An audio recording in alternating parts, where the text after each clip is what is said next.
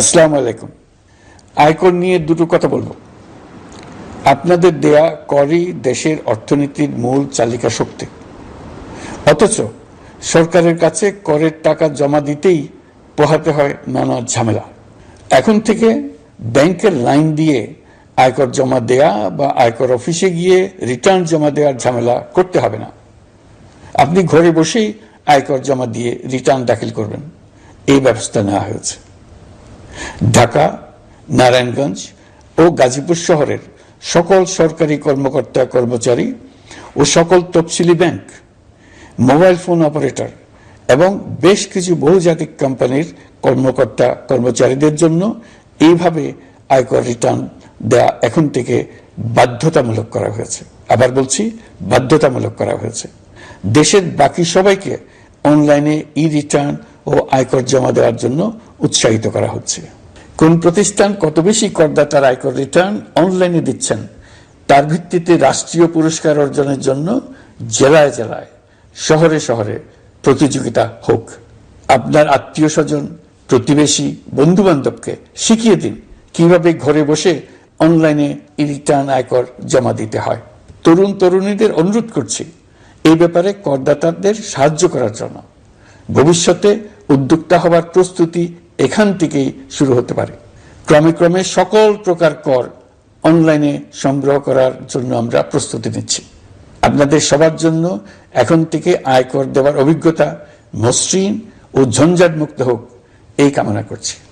ধন্যবাদ। আসসালামু আলাইকুম। Host country Egypt invites Chief Advisor Professor Mohammed Yunus to attend upcoming D8 summit.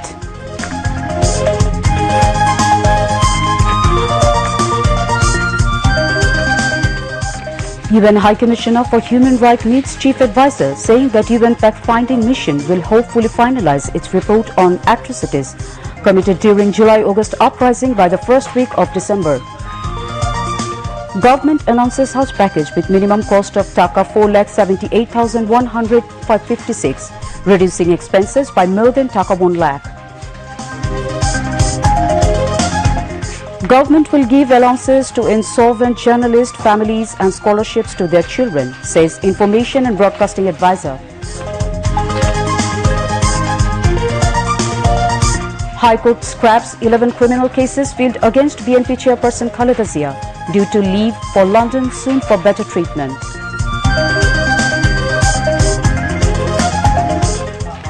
Campaigning gets momentum as US election comes closer, showing signs of a severe battle between Trump and Kamala.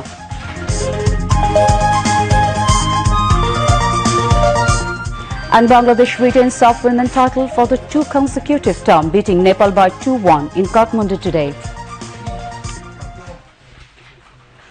Assalamu alaikum. Welcoming you all news at 10. This is Nazmin Khalek Zubair. You have just heard the headlines. Now move on to the details.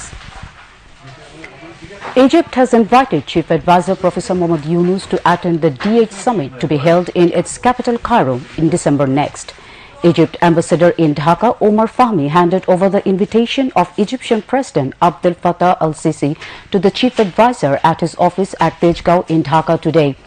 During the meeting, the Egypt envoy said the heads of government from at least 5 countries, Turkey, Indonesia, Malaysia, Pakistan and Nigeria, had confirmed their participation in the summit to be held from December 16, 18, 19 in Cairo.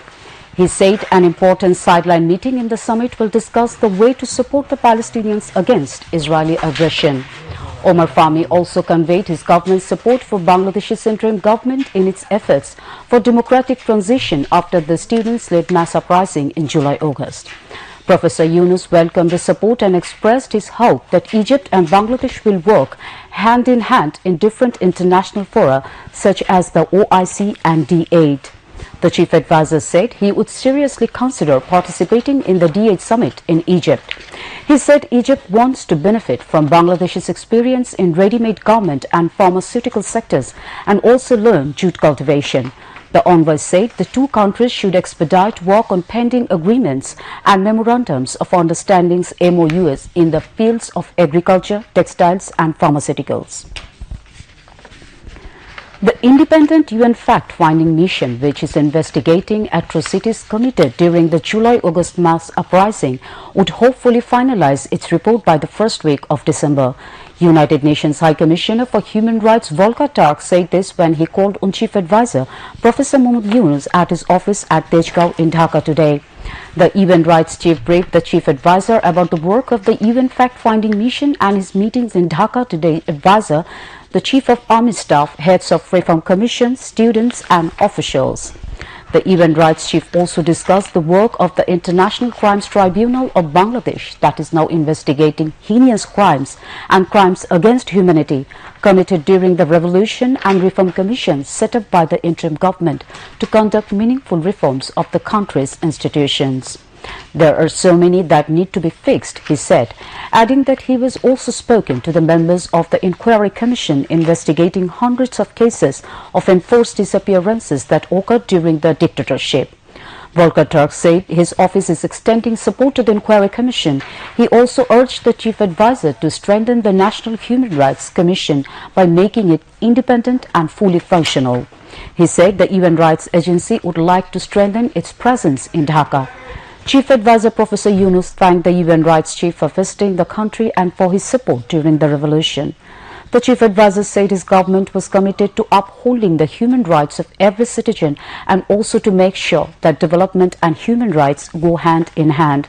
He said his government would not repeat the mistakes and the crimes committed by the previous government. The UN Rights Chief and the Chief Advisor also discussed the Rohingya crisis, especially the influx of tens of thousands of new Rohingya taking refuge in Bangladesh after fleeing violence in Myanmar. Volker Turk called for more international support for the Rohingya refugees and sustained efforts to resolve the crisis. The Chief Advisor sought UN support to create a safe zone in Myanmar's Rakhine state so that the internally displaced people in the region can stay close to their homes. Chief Advisor's Press Secretary Shafiqul Alam and Deputy Press Secretaries Apurva Jahangir and Azad Muzumdar briefed reporters at the Foreign Service Academy this evening. The Press Secretary said the UN High Commission for Human Rights would like to strengthen its presence in Dhaka. Apurva Jahangir said the Bangladesh government has sent a letter to communicate the WHO directly so that you do not have to communicate through the regional director. Deputy Press Secretary Azad Muzumdar said the report published in the Daily Kalbala on the appointment of DC is not true.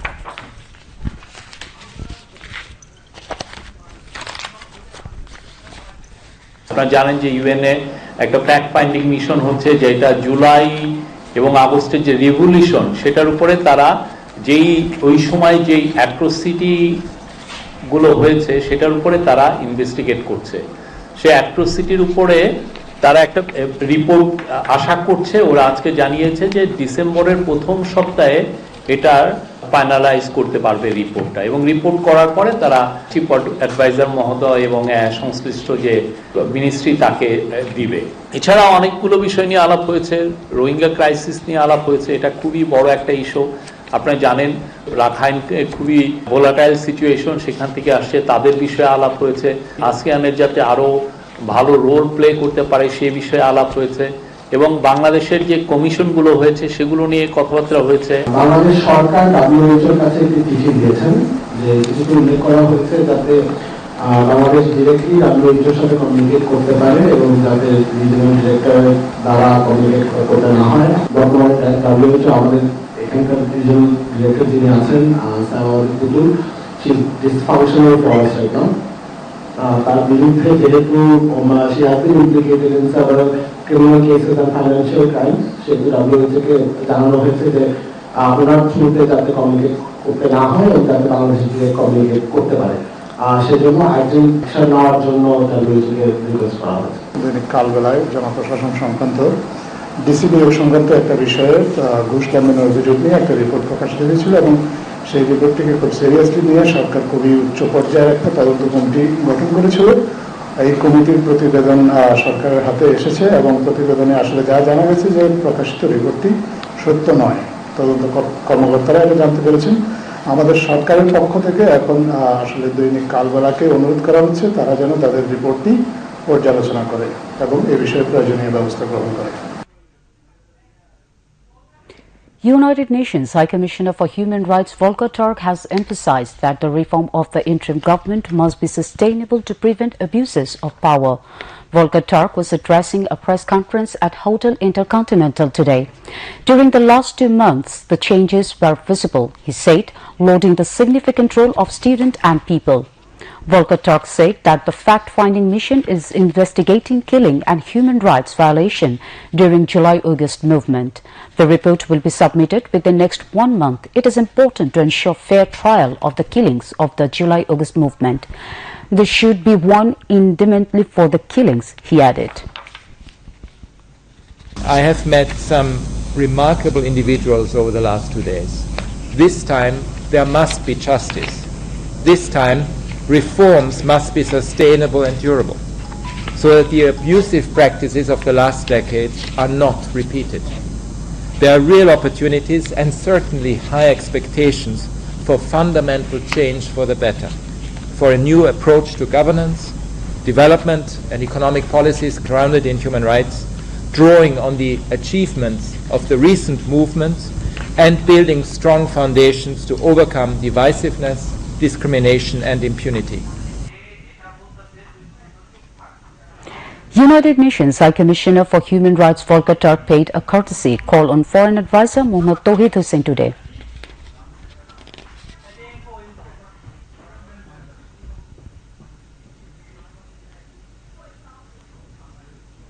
This will require reforming repressive laws as well as state institutions that have been in the habit of stifling dissent. Old habits die hard. Only systemic change will ensure that the freedom of expression, of association and peaceful assembly and the right to political participation are respected. The rapid establishment of commissioners to recommend reforms in the judiciary, the election system, the administration, the police, the constitution, and an anti-corruption commission is commendable. And I understand further commissions are being formed on health, media, labor rights and women's affairs.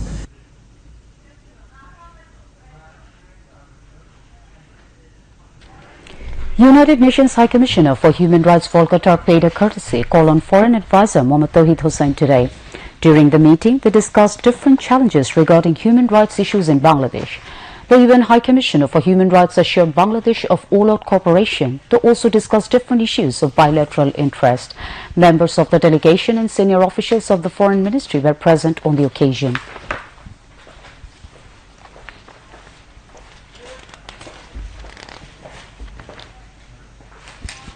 The government has announced 2 Hajj packages for 2025, reducing the cost significantly. At a press briefing today, Religious Affairs Advisor AFM Khalid Hussain said, this year the government fixed 4,78,241 taka as minimum cost under package 1, less than 1,598 taka than the previous years, and 5,75,680 taka under package 2 for pilgrims. Intending pilgrims have to pay for 83,156 taka under private management, he said, adding that private agencies can announce special packages for performing Hajj. Hajj 2025 will be held on the 9th day of Jil Hajj, depending on moon sighting. A total of 1,27,198 pilgrims will perform Hajj next year like the previous year. The primary registration for Hajj began from September 1st and will continue till November 30 under government and private managements. Information and Broadcasting Advisor Mohammad Nahid Islam has said the government will introduce allowance for the family members of the insolvent journalist and education stipend for their children. He also said that the government will give honorarium and extend all cooperation to those killed and injured during mass upsurge. The advisor informed this while distributing checks of Bangladesh Journalist Welfare Trust for 2024-25 fiscal year at the auditorium of Press Institute Bangladesh PIB in the capital today. The information advisors say that election is a part of reform. The election won't be of any use if some necessary reforms could not be made. It will only help change of power, he said. Certainly, huge number of people have not been injured and sacrificed themselves only for change of power, he added. He also highlighted the priorities of the interim government. Among others, Information Secretary Mahbub Farzana, Principal Information Officer Mohammad Nazmul Kabir, PIB DG Farooq Wasif and DG of Films and Publication Department Abul Kalam Mohammad Shamsuddin were present on the occasion. Mohammad Abdullah, Managing Director of Bangladesh Journalist Welfare Trust, presided.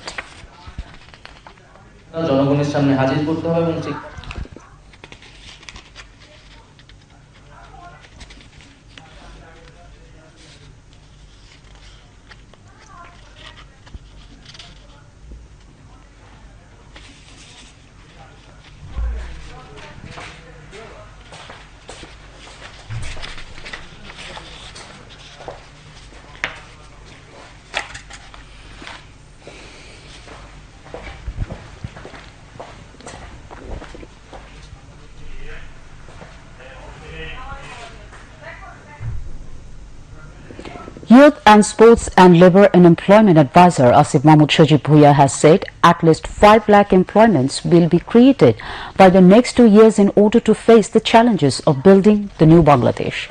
He said this at a press briefing on the occasion of the Youth Day at the Secretariat today.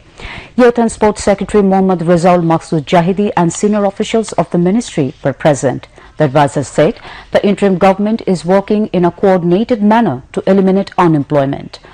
Multifarious trainings are being given to the youths to turn them efficient, he added.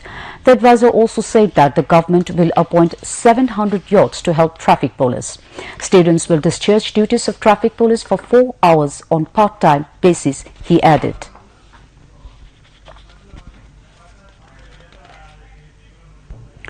The High Court today adjourned till November 6 the hearing on a rule it issued questioning the legality of the 15th Amendment of the Constitution. A High Court division bench of Justice Farah Mahbub and Justice Debashish Roy Chaudhary passed the order as senior advocate Dr. Sharif Bhuiya today argued for eminent citizens including Bodiul Alam Muzumdar, Secretary of Sushashoner Jonno Nagorik Sujon, before the court. Senior advocate Zainul Abidin, Fida M. Kamal and Budruddaja Badul were present for BNP, while advocate Muhammad Shishir Monir was present for Jamaat Islami. Attorney General Muhammad Asaduzzaman was present on behalf of the state. The High Court on August 19 issued a rule asking why the 15th Amendment of the Constitution would not be declared illegal. 5 eminent citizens, including Bodiul Alam Muzumdar, filed the writ challenging the validity of the 15th Amendment. Later, Jamaat and BNP became party in the case. On June 30, 2011, the 15th Amendment to the Constitution of Bangladesh was made during the then Awami League government. The International Crimes Tribunal, ICT, today sent former Deputy Commissioner of Dhaka Metropolitan Police Mirpur Division, Jasimuddin Mullah, to jail after showing him arrested in a genocide case filed over the July-August massacre to quell student-led mass uprising. The 3-judge panel of the ICT led by Justice Muhammad Ghulam Murtaza Muzumdar passed the order as police produced the former senior cop before the court and the prosecution pleaded to show him arrested in the genocide case. Jasimuddin is the first accused to be produced before the tribunal and sent to jail in a case filed over the genocide committed during the July-August massacre. Allowing the prosecution plea, the tribunal showed him arrested in the case and sent him to jail, Prosecutor B.M. Sultan Mahmud said. Chief Prosecutor Muhammad Tajul Islam moved the plea before the court, while Prosecutor Ghazi Monwar Hossain Tamim, B.M. Sultan Mahmud and Abdullah Al-Noman were present during the hearing.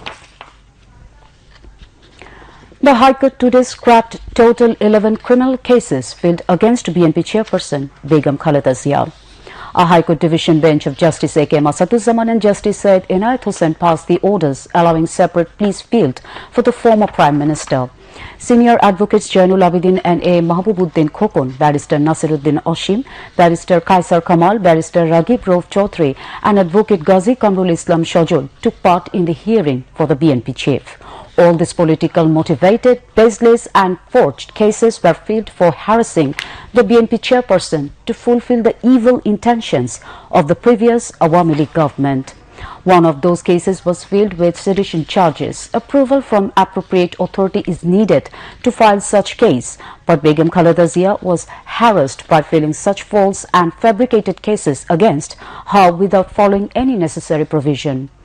Senior Advocates General Abedin told newsmen, apart from that case, they have successfully proved that the remaining subversion cases were also false and filed for harassing her. Barrister Kaisar Kamal, in his reaction, said the BNP chairperson did not get justice from the court earlier despite the fact that the cases were being false and fabricated. Now the path to get justice at the court has opened after the ouster of fascist Awami League government on August 5, he added.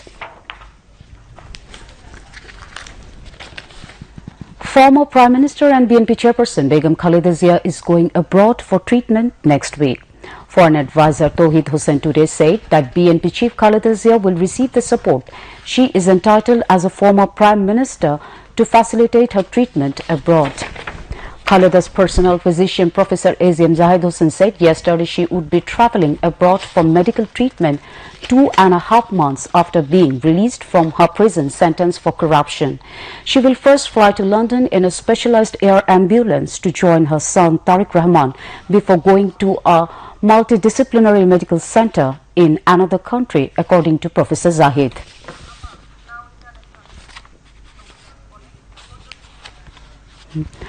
Now international news. With just 1 week remaining for the U.S. election, Vice President Kamala Harris spoke to supporters in Washington, D.C., the location where her opponent and former President Donald Trump addressed supporters before the attack on Capitol on January 6, 2021. Meanwhile, Trump was in Allentown, Pennsylvania, just 2 days after a comedian made racist remarks about Puerto Rico from the podium during his rally in New York, triggering a firestorm of criticism. With 6 days remaining until the November 5 vote, both candidates, their running mates and their surrogates are pushing to shore up support before Election Day. According to the latest Reuters polls, Harris' lead over Trump's has narrowed in the election's final stretch.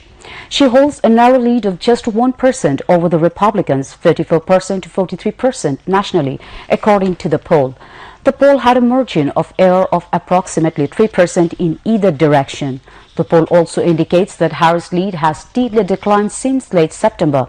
A previous Reuters IPSOS poll from October 16-21 showed Harris leading Trump by 2 points. A new proposal for a hostage release and ceasefire deal between Israel and Hamas was recently presented to mediators as the Hamas indicate that it had received and was starting various drafts that could see a halt to fighting in Gaza. According to Israeli military officials, presented Qatari interlocutors with a proposal for the release of 14 hostages from Gaza in exchange for a number of Palestinian security prisoners from Israel and a month-long truce in the Palestinian enclave.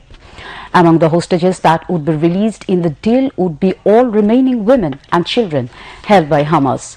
According to the reports, the deal would not demand a full withdrawal of Israeli forces from the Gaza Strip nor a complete end to the fighting, both of which have been sticking points in previous rounds of failed negotiations, as Hamas has insisted it will agree to nothing less. Australia will ramp up missile manufacturing under a plan unveiled today. A top Australian defence official said bolstering weapons stockpiles would help keep force at bay. Defence Industry Minister Pat Conroy said Australia would establish a homegrown industry to produce long-range guided missile and other much-needed munitions. Strategic competition between the United States and China is a primary feature of Australia's security environment, Defence Industry Minister added. The $200 million advanced weapons manufacturing complex would eventually produce up to 4,000 missiles each year. At least 51 people are known to have died after torrential rain caused flash floods in southern eastern Spain. The country has been badly hit by heavy rain and hailstorm, triggering rapid flooding across multiple regions. Footage uploaded to social media shows flood water causing chaos, knocking down bridges and dragging crash through the streets. Other video appeared to show people clinging to trees to avoid being swept away. Radio and TV stations have reportedly been receiving hundreds of calls for help from people trapped in flood area or searching for loved ones as emergency services struggle to reach some areas. China declared a complete success after it launched a new 3-person crew to its orbiting space station early Wednesday as the country seeks to expand its exploration of outer space with mission to the moon and beyond. The Shenzhou 19 spaceship carrying the trial blaster from the Zhejiang Satellite Launch Center in northwest China at 4:27 a.m. local time atop a Long March 2F rocket, the backbone of China's crewed space missions. China built its own space station after being excluded from the International Space Station, mainly because of U.S. concerns over the People's Liberation Army. The Chinese Communist Party's military arms overall control over the space program. China's moon program is part of a growing rivalry with the U.S. and others, including Japan and India. Now, national news again. Local Government Rural Development and Cooperatives Advisor F. Hassan Arif said the tenure of the government in Bangladesh should be 4 years. He said this while exchanging views with Bangladesh Secretariat Reporters Forum (BSRF) today. Referring to the 4-year tenure of government in the USA, he said, "So, where is the problem to have 4-year tenure in Bangladesh to run the state? This is my personal opinion." The advisor said previously the tenure of Union Parishad was 3 years, which was later extended to 5 years. There is no instance of getting any benefit of extending the tenure of Union Parishad by 2 years. Even no evaluation has been made to know about this, he added. My personal opinion regarding the Union Parishad is that the tenure of the Parishad chairman and members should be their years, he said. BNP Secretary General Mirza Fakhrul Islam Alamgir said the Awami League is a terrorist organization. Leaders of the party fled the country after killings, looting and snatching people's democratic rights. Now it is the biggest challenge to restore democracy destroyed by the Awami League, he added. Mirza Fakhrul said this while addressing a discussion marking the 70th founding anniversary of the National People's Party, NPP, as chief guest at Dhaka Reporters Unity in the capital today. President of the organization, Dr. Fariduzzaman, presided over the discussion. Assistant Secretary General of Bangladesh Jamaati Islami Maulana Abdul Halim, Labour Party Chairman Mustafizur Rahman Iran and JAPA's President Khondokar Lutfur Rahman, among others, spoke. Mirza Fakhrul Islam Alamgir said people of the country want to exercise their voting rights. That is why election has to be arranged within a logical time by prioritizing desires of people.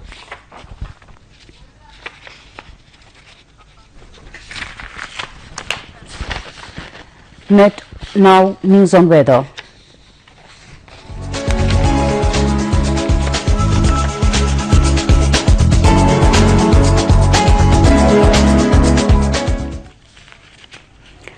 Met Office in its weather forecast till 6 p.m. tomorrow said light rain is likely to occur at 1 or 2 places over Rangpur, Rajshahi, Dhaka, Mymensingh and Sylhet divisions. Besides, weather may remain mainly dry with temporary partly cloudy sky elsewhere over the country.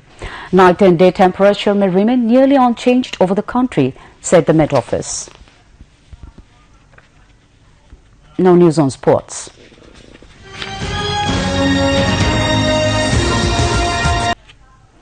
Bangladesh clinched the SAF Women's Championship title for the second consecutive time, beating the host Nepal by 2-1 in a riveting contest in Kathmandu today. The first half of the match ended goalless, held at Dasharath Rangshala Stadium.